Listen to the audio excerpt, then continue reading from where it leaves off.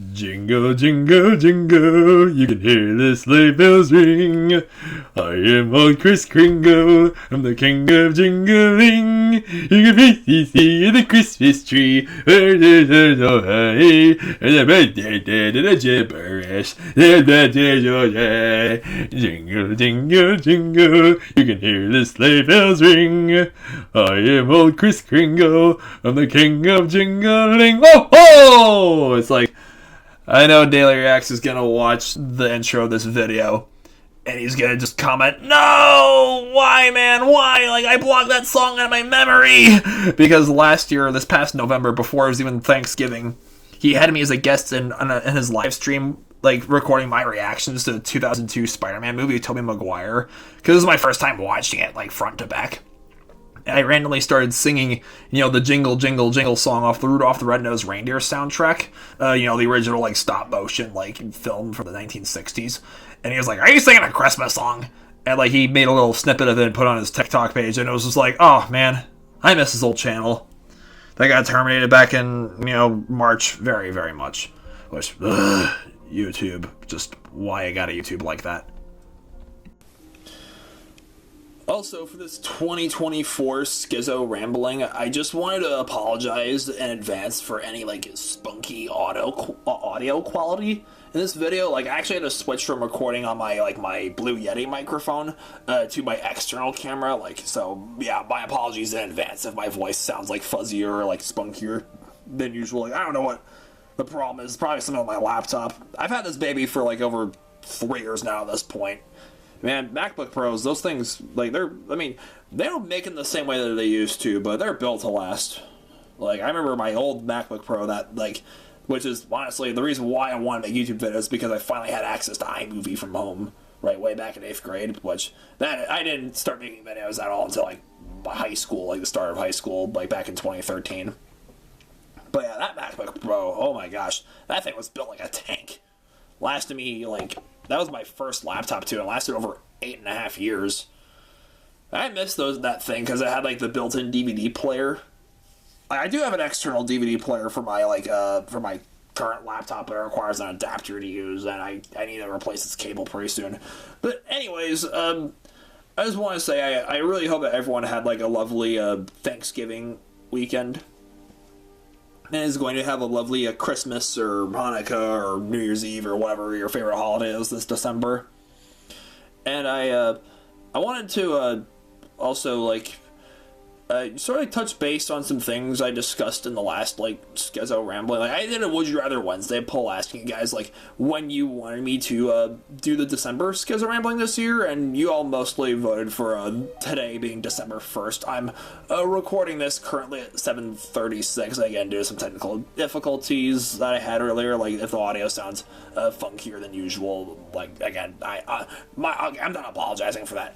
Anyways, yeah, like, I'm gonna try to be as consistent as I can with this series in terms of, like, when I'll be uploading these types of Skizzo ramblings. I really like doing the first days of each month. That's been the case for 7 out of the 5 Skizzo ramblings, including this one. Like, my New Year's Day Skizzo rambling, my April Fool's Day video, my May Day video, my June 1st video, my July 1st video, August 1st. But I didn't do one for I did one in February for Leap Day specifically, the 29th, and for March, the spring equinox, like on the 20th, I think it was, or the 19th, or something like that.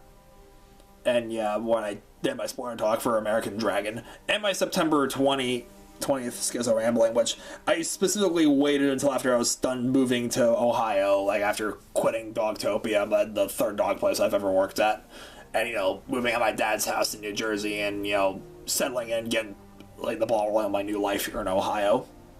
Which I got my first paycheck from the zoo and my last paycheck from Dogtopia on the same day, that being the 20th, which my favorite album of all time's 20th anniversary, so I had to finally talk about the Green Day concert with Rancid and Smashing Pumpkins. And I did one for October, my birthday, which was the 5th, not, like, just an extra 4 days away from the 1st. And, I did one this past, like, November 6th after we got the results of the election. And I promise you, viewers, this right now, this Skizzo Rambling is not going to be nearly as long or political as the last one was. Like, honestly, that video could have easily gone on for like 2 hours if I wanted it to, but I chose not to because I was up early for work that next day, and that video was like an hour and 23 minutes long already. Like, again, if you haven't watched that video, or if you've only watched like parts of it, like the first bit of it, and if you're not in the headspace to listen to me talk about politics, and if you don't want to like watch that video, that's completely okay.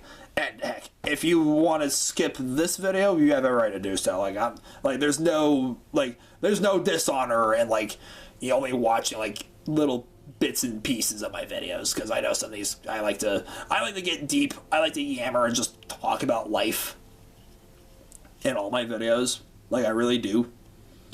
And do things like I was gonna like the part of this video is gonna be like my like review issues for Wicked and Gladiator 2.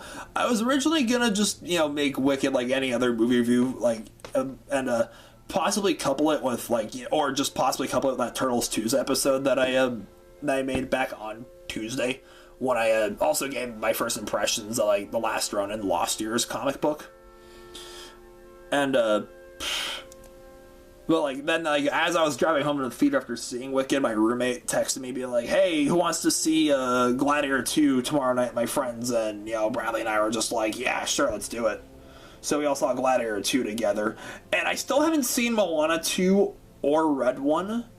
So I mean, but I'm probably gonna see like one of them on Tuesday. And probably do like last week, or the week before, I'll couple it with like the Turtles Tuesday episode, where I'm gonna review this is gonna be part 10 of that series, I believe. Yeah, having a lot of fun with 2012 Ninja Turtles. That's a good show. Like, and of course, I'm reading Lost Years comic of the Last Ronin like series. Like, yeah, like if you grew up like with like as a kid watching the Ninja Turtles cartoons, the kid friendly cartoons, like I seriously, I give the Last Ronin. I strongly suggest you give the Last Ronin a read at some point.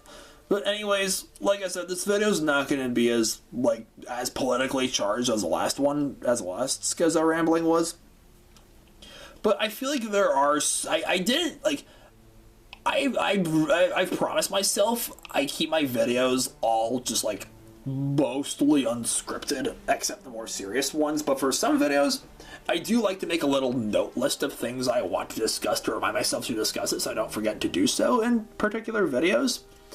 And I was considering doing the same thing for the post-election day Skizzo Rambling, but I just decided not to, because I feel like that post-it list would just get way too long, way too fast. And I was like, nope, I just gotta like basically just wing it and just talk about the first thing that came to mind in that video. And I just wanted to say this, like, I did not make that video to like shame on anyone for disagreeing with my views. Like, I don't have a problem with liberals, I don't have a problem with conservatives, or people on the left, or people on the right, or the Democrats, or Republicans. Like, I have a problem with the ideologies and the corruption and the parties and, like, the way our government is run. But I don't have a problem with people, like, just are subscribing to it either. Like, if I sounded that way in that video because of, like, my comments, me pointing out like things I find hypocritical about both the left and the right, my apologies. Like, I'm an independent. I've always been like very, very just in the middle with my views. But you know what? There's a lot of hypocrisy in the moderate and third-party crowds and the independent crowds too. And that's coming from someone who's an independent and is very just, has very libertarianish views and has only ever voted for third-party candidates. But yeah, I just like, I do think that it's like the whole analogy that I gave in that video that I made, where I was like, hey, if lions and hyenas can be sworn enemies in the African savannas but still like play their parts in the circle of life, I do think the left and the right can coexist in this country. Like, it's just the far left and the far right, they're just cults. Like, the people who are just like center left or center right, even like which honestly sums up the vast majority of liberals, conservatives, and even like some leftists I've met over the years, most people really don't have a problem with anyone regardless of race or gender or sexuality or religion or whatever else.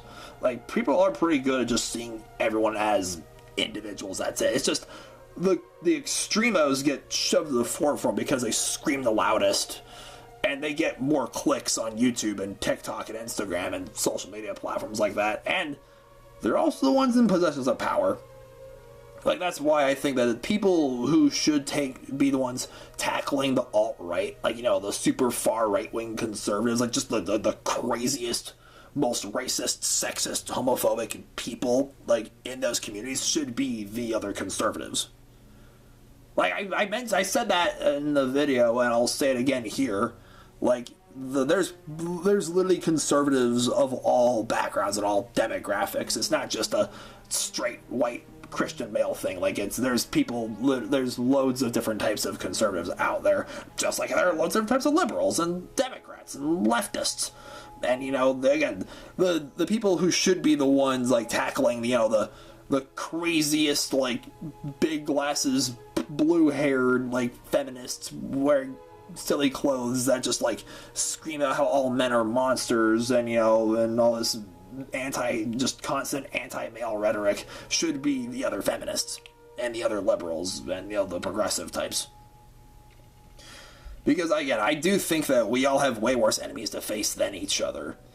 And it's funny because the people who are in those, like, who are super just crazy and authoritarian, it's weird because when you're, like, a regular person, I mean, I understand and, like, respect where, you know, the socialists and the economically liberal or left-wing people are coming from. It's just, like, I grew up in you know, my mom always, like, warned me about, like, socialism and all the anti-capitalist rhetoric. Like, yeah, capitalism is definitely flawed, but she was like, oh, the problem with socialism is you eventually run out of other people's money. And again, it's like that Nine Inch Nails song, Capital G. Don't try to tell me how some power can corrupt a person. You haven't had enough to know what it's like. It's just, I feel like the people who are constantly, like, you know, preaching for universal health care and, like, raising the minimum wage and eating the rich and stuff like that probably wouldn't be giving their wealth away if they were that rich themselves. Just saying. And oh, geez, my camera's kind of low on juice, so I'm gonna wrap this up really quick and charge my camera for a bit. And also, like, one thing I like, again, having understandable reasons for why people have their views, even if I disagree with them. Like, for example, I went through 3 unpaid internships within the span of a year before I got hired at my current job at the Columbus Zoo. And it's like, I do think that unpaid internships should be illegal. But, like, do I agree with the people who say that? Yes. But do I understand why unpaid internships are not illegal? Not yet, at least, all across the country? Also, yes. Because this is kind of unfortunate reality, like, especially, you know, the zoo field in particular, I can tell you from experience, it is a ridiculously competitive field, and it's very demanding to, like, get into, and you might have to go through, because here's the unfortunate reality, a lot of nonprofits like zoos, aquariums, and museums, like, just cannot afford to pay their interns. And even if they could, it's like, that would make, like, the field even more competitive than it already is. So again, like, I would love to see a day where unpaid internships are illegal, but I can understand why they're not at the same time. You know, don't hate the player, hate the game, I guess. I mean, I kind of hate that phrase, but I hope I got my point across. And, like, one thing is, I mentioned that I was pro-choice in that video. Like, I always have been, always will be, very much. But, like, I said that in the video, I find other pro-choicers, like, just as hypocritical and toxic as pro-lifers sometimes, because they don't want to hear anyone else out. And it's like, it gets kind of frustrating hearing them say things like that, because I just feel like the real head of the beast is unplanned pregnancy. Like, I honestly refuse to talk about abortion, regardless of what your views are on the subject, until we all agree that, like, the root of the issue is unplanned pregnancy, which doesn't just cause abortions, it also causes, like, children ending up in these horrible foster care systems, and, you know, single and or inexperienced moms stuck with kids that they weren't ready for. So if we cut back on the unplanned pregnancies, like, i.e. better sex ed, and, like, contraceptions, and condoms, and birth control all over the place, like, you know, abortions wouldn't be a problem, and two other issues wouldn't be as much of a problem without as much unplanned pregnancy. Like, yeah, it's gonna happen, it's inevitable, but I feel like there's so many ways where it's like, hey, that's the real, like, that's the Cerberus, that's the center of the three-headed beast we need to, like, you know, address. If that makes any sense. But, yeah, okay, so that's pretty much all I gotta say about politics for this portion of the video. And, I wanted to just, like, talk about, like, my quick, like, little reviews for Wicked and for Gladiator 2. Like I said, I might have mentioned this already, might not have. I haven't seen Moana 2 or Red One yet, but I'm probably going to see either one or the other, like, this Tuesday, you know, for Discounted Tuesday. I also recorded I haven't really had a chance to go to the movies this weekend, like, since my roommates and I saw, like, Gladiator 2 the night after I saw Wicked. But, I did make another skizzo rambling at the karaoke place right down the street from my place, you know, on Black Friday. Like, I sang a 3 Days Grace song, but I haven't had the chance to edit the video yet, but I'll get around to it probably tomorrow night at the very latest. I'm just gonna say this right now and just, like, right off the bat, that Wicked gets a 7 out of 9 stars, and Gladiator 2 gets a 6 out of 9 stars. They're both pretty likable films overall. Like, Wicked, I haven't seen the Broadway musical, like, I don't really go to musicals like all that much, but I always grew up being, like, familiar with Wicked and how it's, like, basically a Broadway origin story of the Wicked Witch of the West before Dorothy arrives to, you know, the land of Oz. And yeah, obviously I loved the hell out of, you know, the 1939 classic, like, when I was a kid. And even read the book that The Wizard of Oz was based on as for part of, like, a class I took for my English degree, like, during, actually, when COVID hit at CSU. And Gladiator, like, the first Gladiator from 2000 is one of the greatest movies of all time. I don't know, entertained, it's so quotable. And it's just Ridley Scott, like, the director at his finest, and he reprised his role as director for the sequel. But I will agree with the critics that, like, it definitely has its flaws in a sense where it's very beat by beat from the original, and while, like, the first film just, like, embraces, like, being a super masculine, manly man, it's like, this movie has these two weird, like, twin emperors. Like, I don't know, it seemed really out of place. I don't know, man. So did, like, I cannot, for the life of me, think of what species of monkey that was in the Gladiator pit, like, first in the film. Like, of all animals that the Romans used in their Gladiator pits, you chose, like, fictional baboons. Excuse me, but because those do not look like any, like, living baboon species. Like, the Old World monkey family is very diverse. I know that for a fact. Like, we have colobus monkeys at our section at the Congo, you know, the Congo expedition at the zoo. And, I think, oh, shoot. And then, like, on the other side of the zoo, there's vervets monkeys at Heart of Africa, which is another African species. Then we got an Asian species. I think it was a silver-eared or silver-leafed longar. That's from, like, India over at Asia Quest. So, and of course, we have, like, 3 of the 7 non-human great apes at our place. Like, there's the western gorilla, which is, like, the main, that's really the only species you'll see in zoos, unfortunately, the western lowland gorilla to be more specific, and the eastern gorilla, like, there's, like, they both species have a lowland subspecies and a mountain subspecies. Like, the mountain gorillas, yeah, there's barely any of those left, unfortunately. And then there's the chimps and the bonobos. They're in the same genus, but we're actually slightly more related to bonobos than we are to chimps. Their social structures and their lifestyles are quite different. And the 3 orangutans from Southeast Asia, the Borneo orangutans, which is what we have at our zoo. And the Sumatra orangutan, which they have those at the Cheyenne Mountain Zoo where I interned at. And the Tapanuli orangutan, which was most recently discovered, like, also in Sumatra, but it's got quite a few differences from the other 2 species. But yeah, the Old World family of monkeys is ridiculously diverse. Like, And that was a massive, like, taxonomy lecture about primates in this video. My apologies. But, I cannot think about what the baboon species is. And also, the Romans, I think there were rhinos using gladiator fights, but they sure as hell could not ride the rhinos like that one scene could. Like, no, that would be a death. Like, you're asking for trouble, like, with rhinos. Like, no, that thing's an anxiety attack with horns.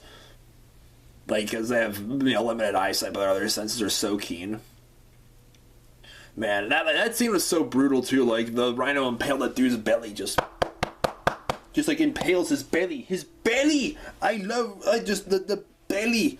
The belly is so big and, it's gory. Like, there's gore in the belly. I'm slapping my belly, viewers.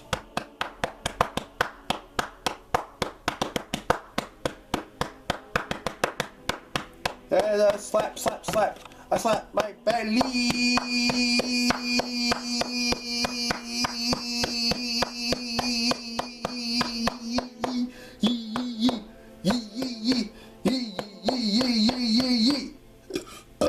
Excuse me.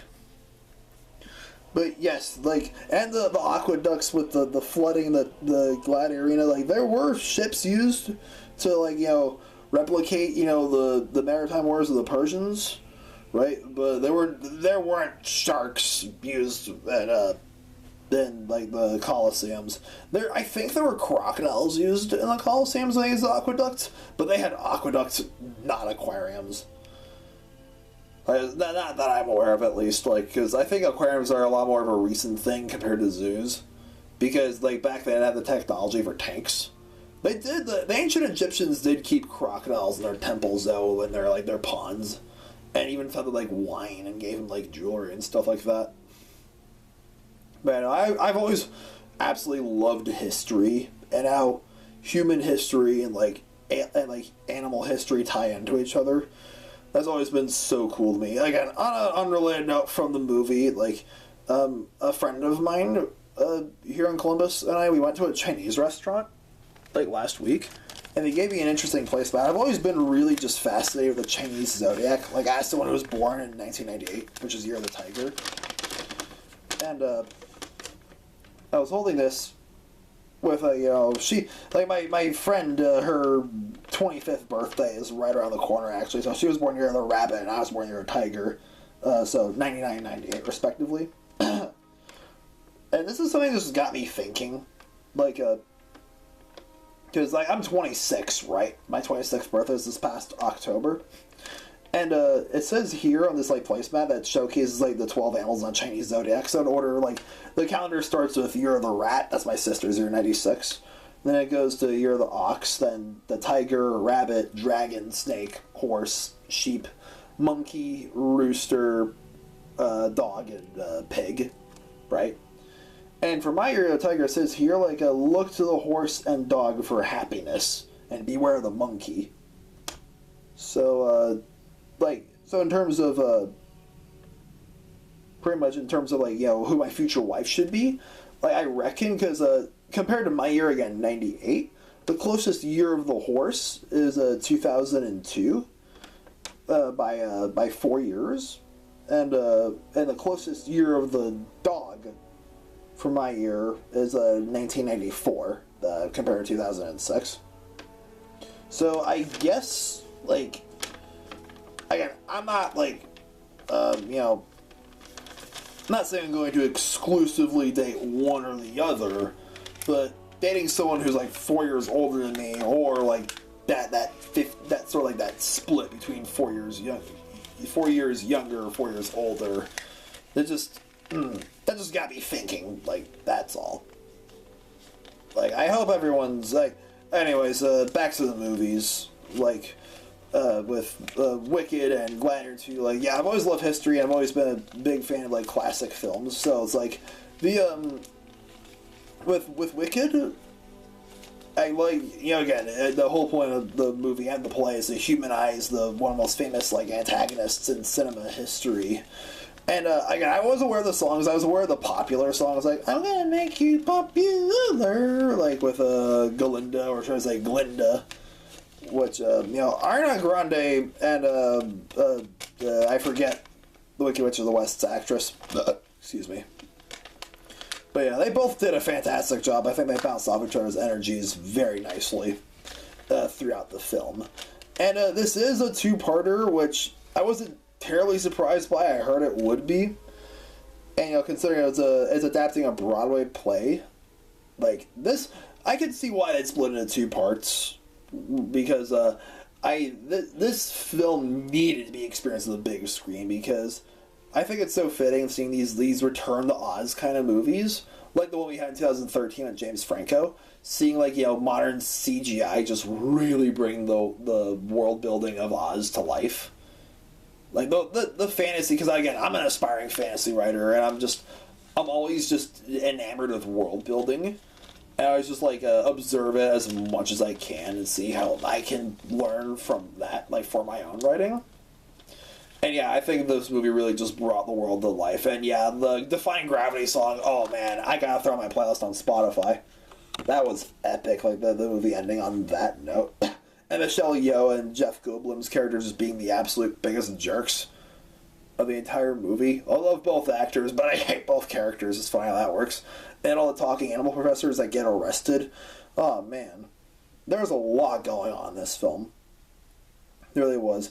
But there was also a lot going on in Gladiator 2, which I think was also it's also kind of its biggest weakness, because the film goes on for like a little too long, and it just, like, I was not really satisfied with the ending for the sequel as I was for the first film. Again, they're both just like revenge stories, basically. It's both like dudes just trying to avenge their wives, because, you know, the main character in the second movie that just came out, like, his wife is a warrior, but she dies to an arrow, like, in the first act, and it's like, what was the point in that? Like, why couldn't you have just gone for a different type of story than a revenge one? Like, I don't know. This movie was a sequel necessary.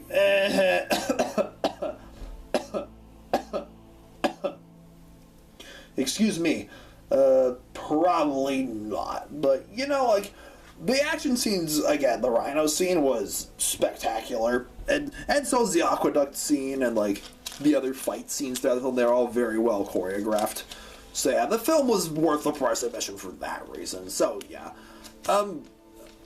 I'm really not jumping at the chance of there being a Gladiator 3, but I really hope there's not. Like, I'll admit that. But I am looking forward to Wicked Part 2 when that eventually comes out.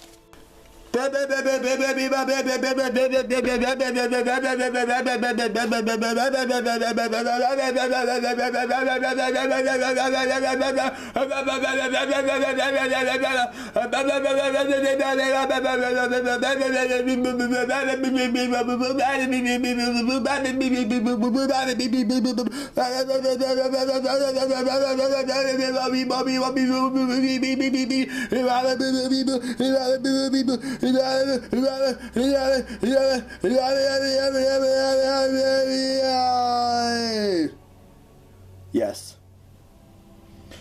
But yeah, this is crazy that at this point it really, I did this on my Instagram drawing that I posted last night, and it's like 11 months down, one more to go. That's insane to me.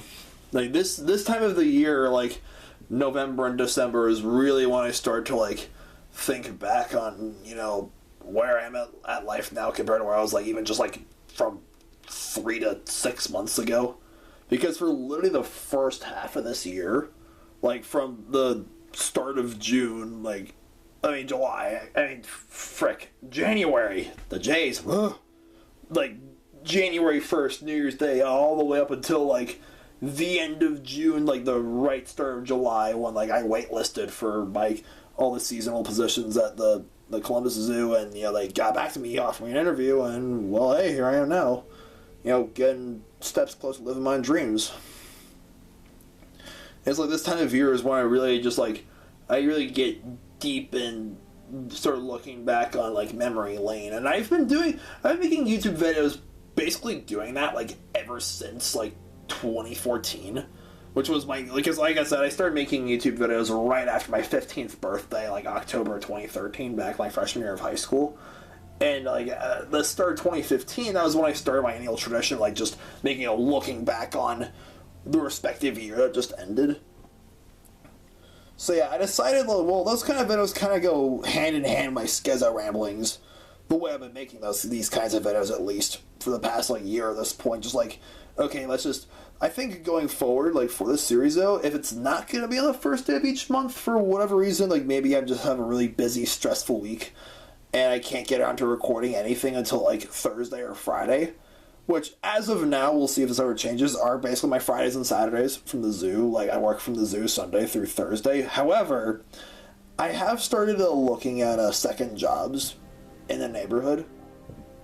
Like, I applied to a job at the gyms.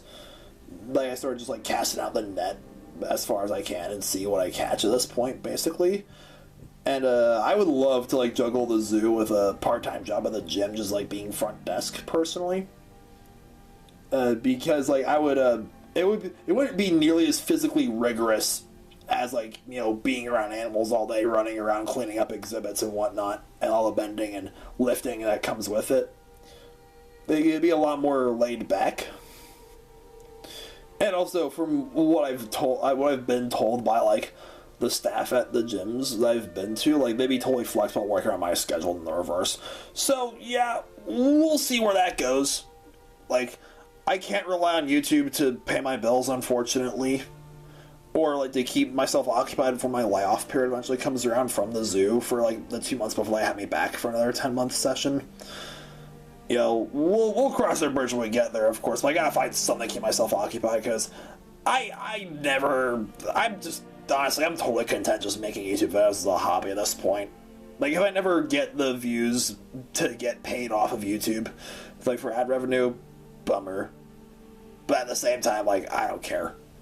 Like, would it be cool if I did blow up, like, my YouTube channel did explode someday and I started, like, making bank off YouTube? Sure, like, yeah, that would be super cool, don't get me wrong. But I've heard way too many horror stories of YouTubers, especially from YouTubers that, like, I've loved and respected over the years, just have the worst downfalls due to a large variety of reasons. And I would hate to become that person myself. Alright, well, I'm going to start wrapping up the video by just saying this, like, with, you know, just, I already know, like, some things that I'm going to be, like, my plans for 2025 are obviously, you know, just being the best employee I can be at the zoo. You know, whether that has me staying in Congo for another season or, like, changing departments, like, at the zoo. Like, maybe I'll go off to, like, animal encounters or education or, like, Australia or the aquarium section or some other part of the zoo. Like, that's, you know, those are the two sections right next to Congo. The Congo expedition, the Australian Alice section, and the aquarium section. Like, I think if you guys watch my 2,000 subscribers special, you probably know that already. But yeah, I want to keep out of that, and getting a second job would be really sweet. Like, whether that's at the gym or at another dog daycare or a store or whatever else. Like, I wouldn't dread going out door dashing by any means, but if I can avoid that, I will. Like, we'll see what happens. Like, we'll cross it. Like, yeah, I'm pretty, like, all set with my rent and things right now, and, like, we'll cross the bridge when we get there, I guess. And also, like, just personal goals. Like, I do really want to practice, like, just do more creative stuff like this. Like, yeah, again, just, like, making videos on a regular basis, as well as just, reading more books, and, you know, obviously talk about books and, like, book reviews on my channel and stuff like that. Like what I'm doing for the Ninja Turtles comics right now with the Last Ronin series. And I got another Ninja Turtles comic that I can start reading after this one with the Lost Years. And, you know, just doing my own writing and, you know, doing my own research and just drawing just more pictures regularly. Yeah, so I can eventually make that a career or something too, as well as, like, YouTube, perhaps. But, you know, just being an artist and being the zookeeper, that's pretty much been the vision ever since preschool. So I feel like I feel way better about getting closer to that every day. Well, anyways, hope you guys are well, and if you like this video, hit that like button, and have a good night. Stay beastly.